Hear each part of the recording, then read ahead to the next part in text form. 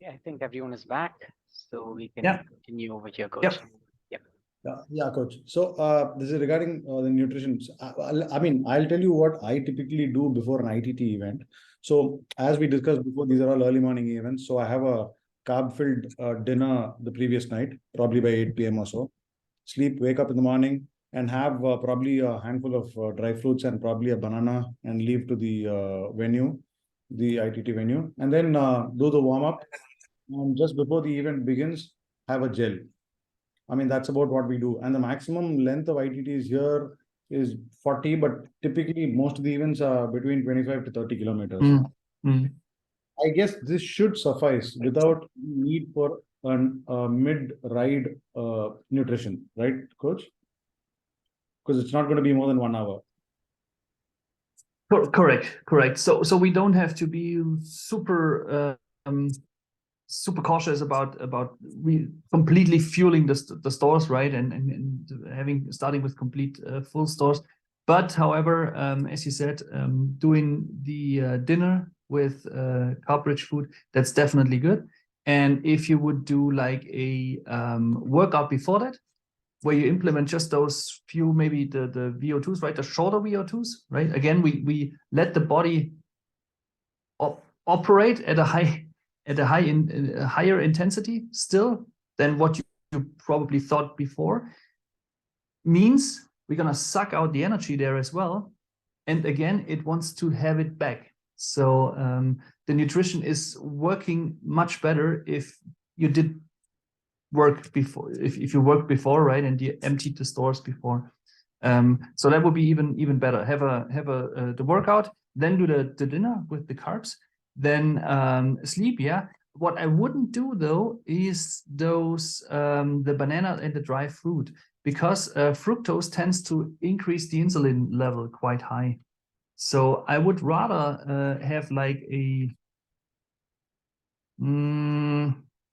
rice cake and egg, for example, like or whatever you like, a little bit of protein, and actually the protein first. So I would eat for breakfast I would have like an egg, right, to have the protein in, and then probably on the car ride I would have some brown rice, or like the lower carb, the not so high sparking carbs, right? Like brown rice, brown bread for us in Germany, right? Not those white stuff and toasty stuffs you would need for riding or during the competition, but like to have a little bit reduced blood sugar levels, because that's the fructose would get you awake, right? And it kicks the insulin level, it spikes the blood sugar, but there's also a steeper drop in it.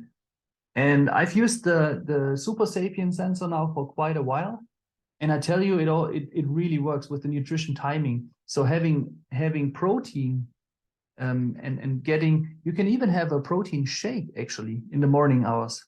I wouldn't overdo it, right? Because it's not, you won't digest it before the race, so don't overdo it. But get the body a little bit of protein just to slow down the carb intake thereafter. It's basically just to prepare your stomach and to slow down the carb intake thereafter, and then have a rice cake on the way, or the banana maybe that should work on the way. That shouldn't get the spikes up too high then.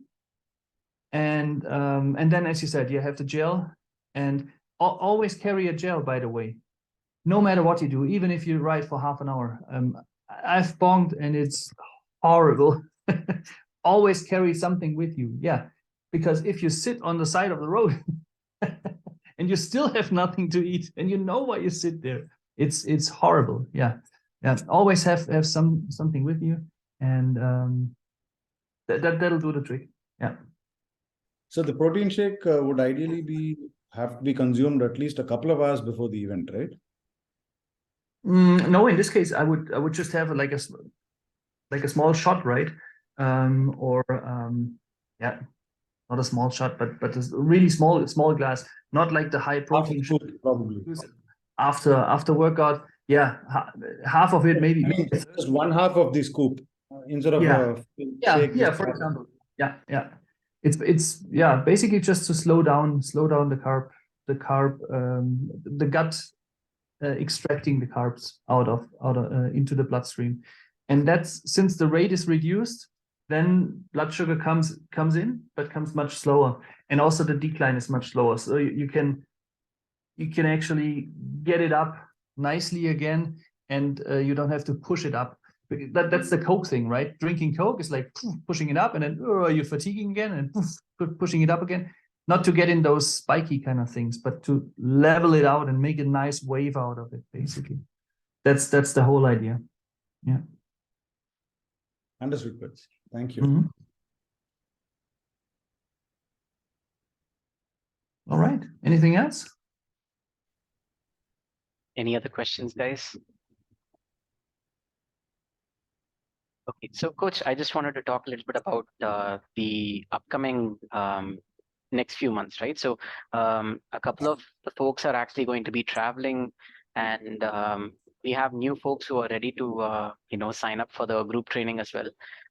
Obviously, this is a different batch, and they are going to be a different batch. But will they be able to do certain workouts together? Like, because many of them are friends, and they live nearby, and they even ride together. So if they do decide to join on the second batch, would they be able to join with this first batch for some workouts? Like, will it overlap at any time?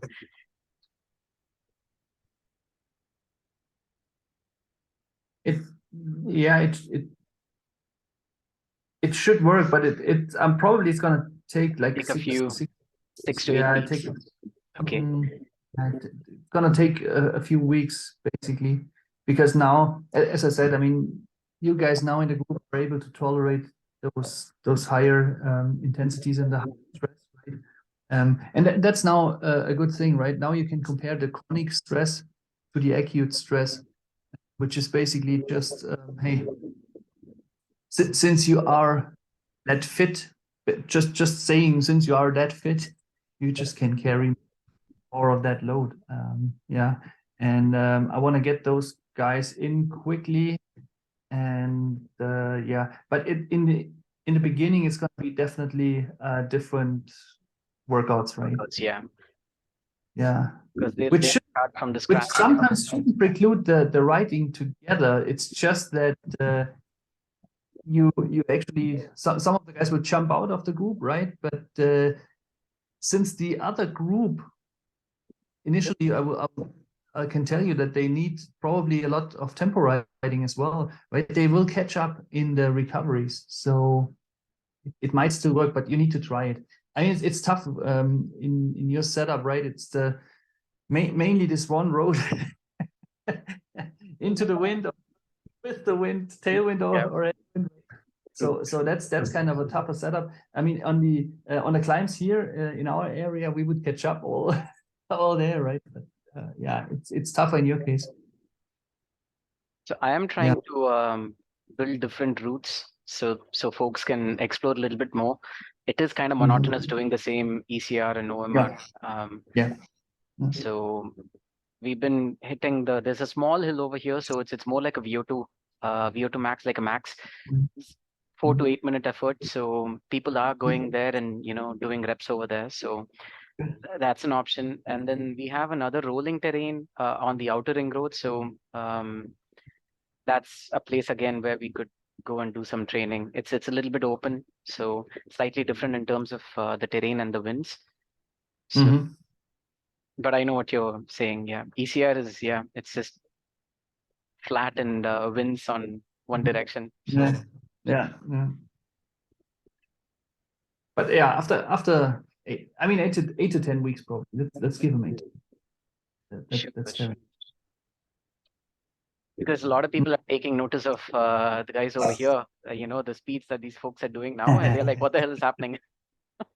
Quite a few people are suspecting that I'm doping.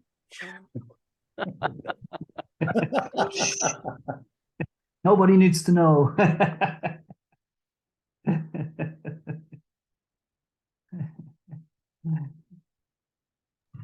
So, yeah, Coach, I just need to ask you one thing. Honestly speaking, for the past 1 month, I'm not doing the workouts as planned and skipping 2 or 3 workouts and just doing twice or thrice in a week only. And because of that, I could feel that my performance level has gone down and it has reflected in my ITT timings also. I'm feeling literally powerless to pedal even after at that level, at that 300 watts, which you have given me in that training peaks. Uh, After some 5-6 kilometers itself, I am feeling completely energyless, but somehow I'm trying to push and reaching at that level, but I'm still unable to reach the power levels which I hit last month. This happened in that last ITT. And the next day, as Sri has just mentioned, there is a small hill. I went there and I hit a PR. For only second time in my whole cycling career, I went non-stop from the bottom to top. Excellent. First time I went 1 month earlier. And the next day after a worst performance in ITT, the next day I hit a PR. I reduced the timing by almost 20 seconds when compared to my previous one. And I don't know how it is all happening on ITTs. I'm feeling really powerless, and next day I was able to do a good ride. It makes sense. You're getting less aerobic stress and more anaerobic stress. It actually makes sense, and it's actually just a matter now of I mean, you only have so and so much training you did, right? And Yes. since you tried hard, you went with that in the anaerobic side, right? So if you would widen the duration again or ride more often, right? Then you can basically go to those aerobic efforts and still the power isn't there. So once I reset the FTP tomorrow, and it still happens, just put it in a WhatsApp group, and we'll see on how your power is still affected.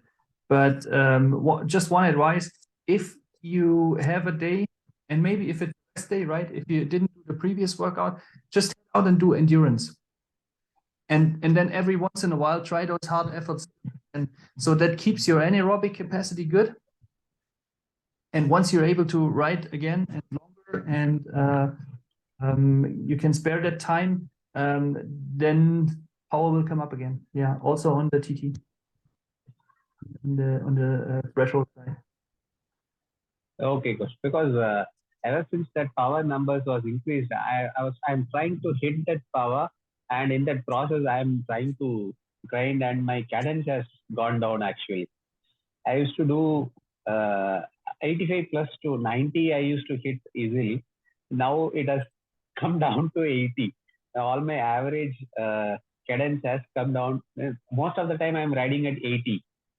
Yeah, that's just fine. That's fine. Most of the time, I'm riding it in between 70 and 80 right now, because I always was a high anaerobic guy, and I mean, Sri has ridden with me as well, and he knows, right? So I can kick, but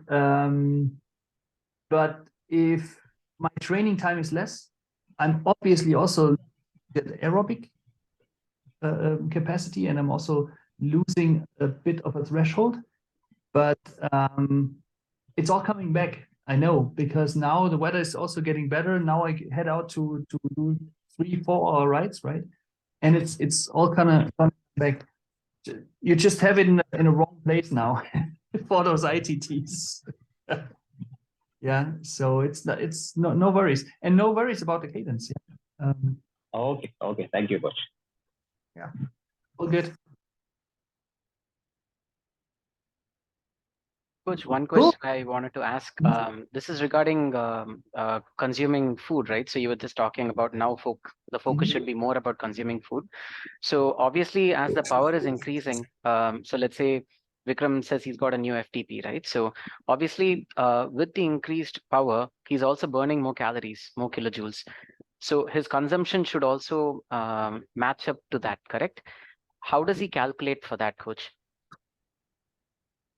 Oh, I mean, it's super easy, right? It's just It's just a matter of the joules you expend.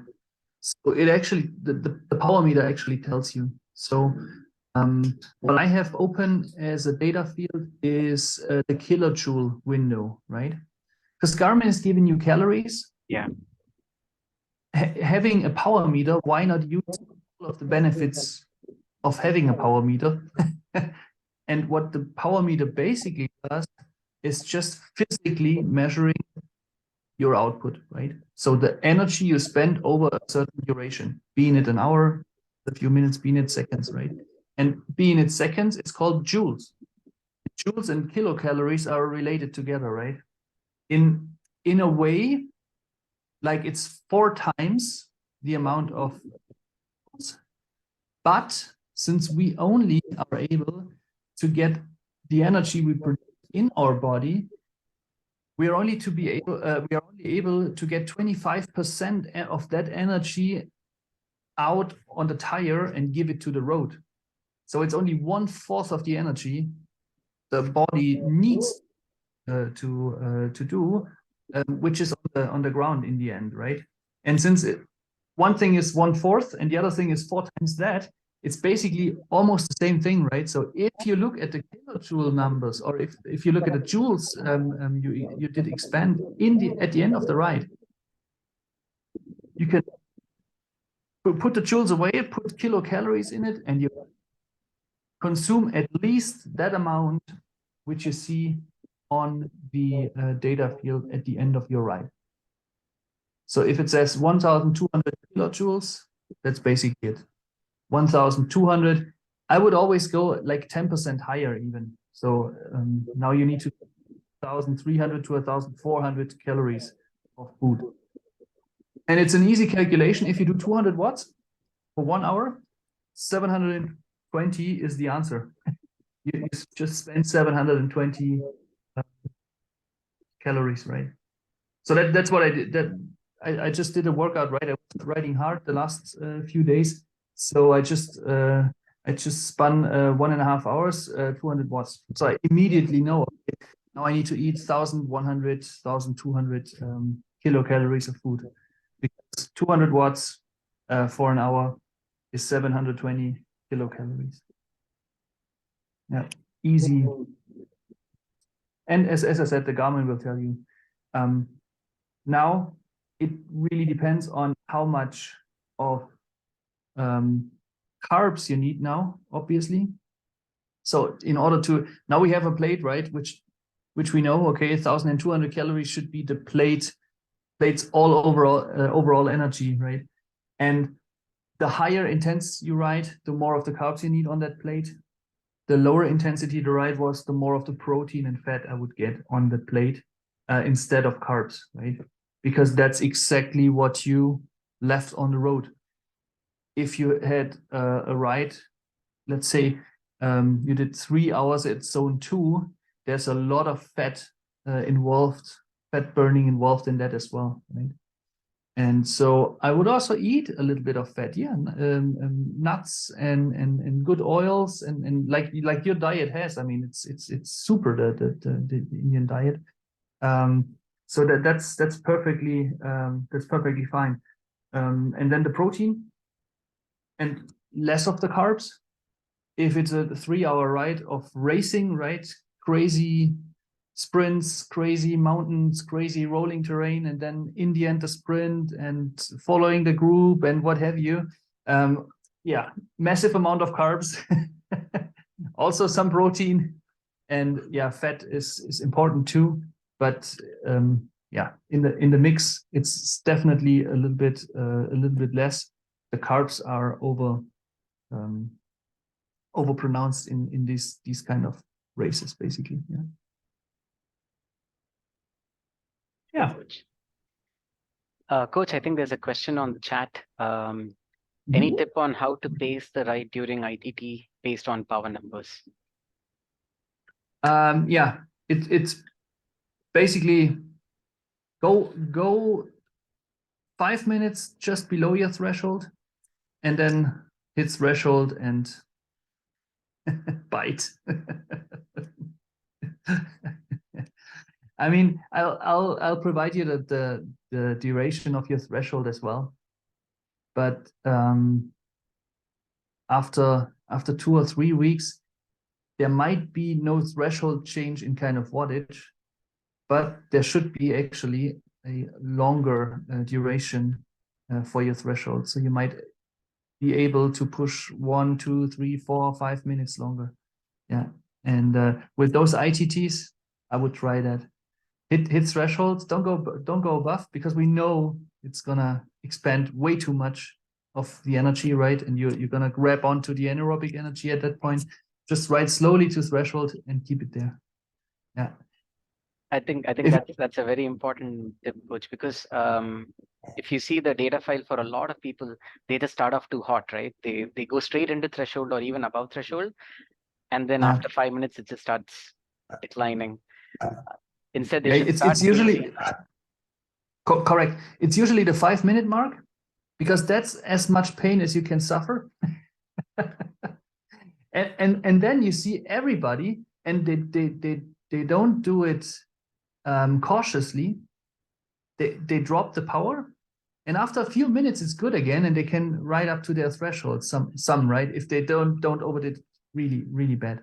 But so if you overdid it on your ITT, now you can also control it, and if the pain hits, right, and you say, wow, I was starting too hard after 3 minutes, well, then ease off for 30 seconds, and I'll bet you just ease off 40, 50 watts maybe, right at the slow pace, which is painful since you just started, but right at that slower pace, and you will see you can pick up easily thereafter, and then be cautious on hitting the threshold again from below.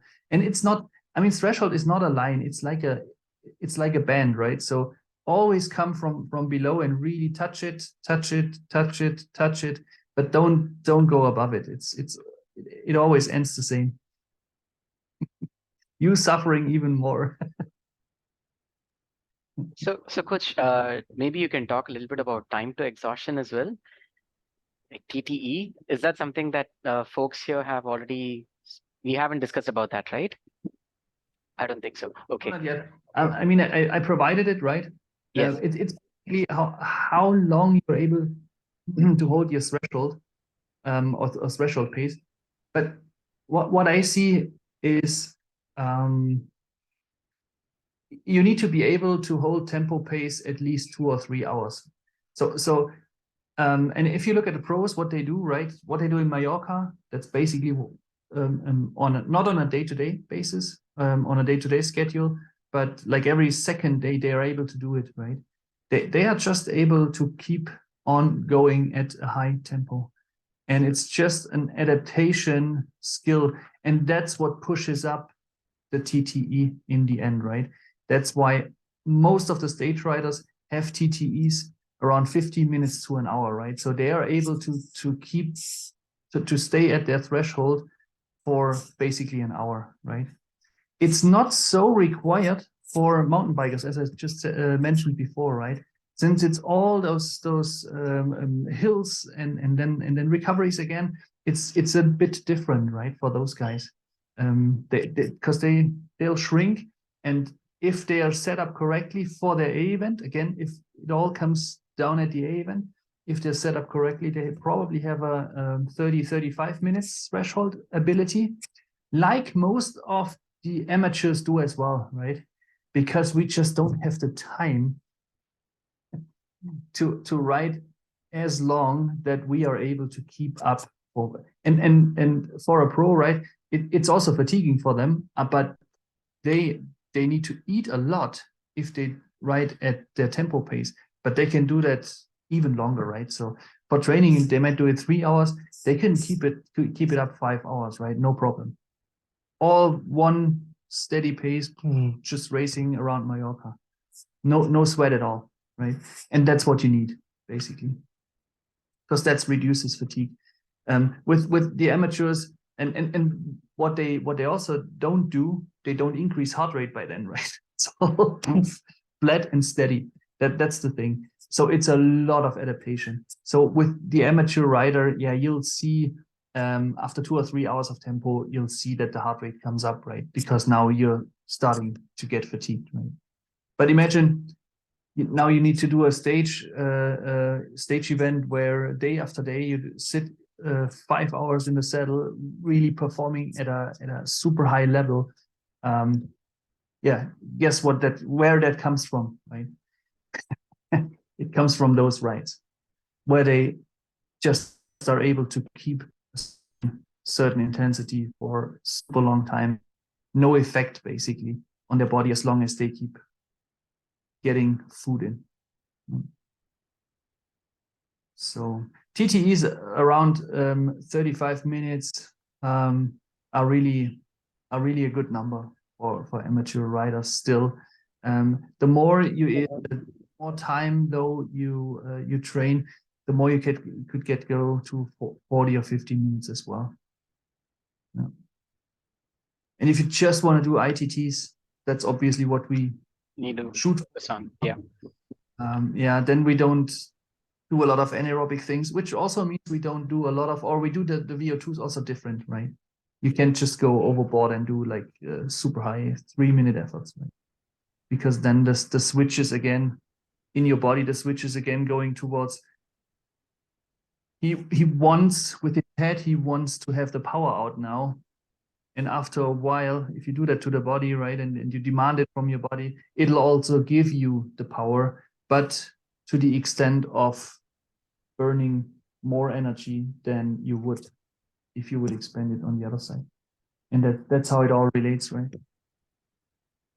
Coach. Mm. So we've been talking a lot to the organizers over here, and we told them, every event that you're keeping is essentially an FTP test, right? It's an hour long.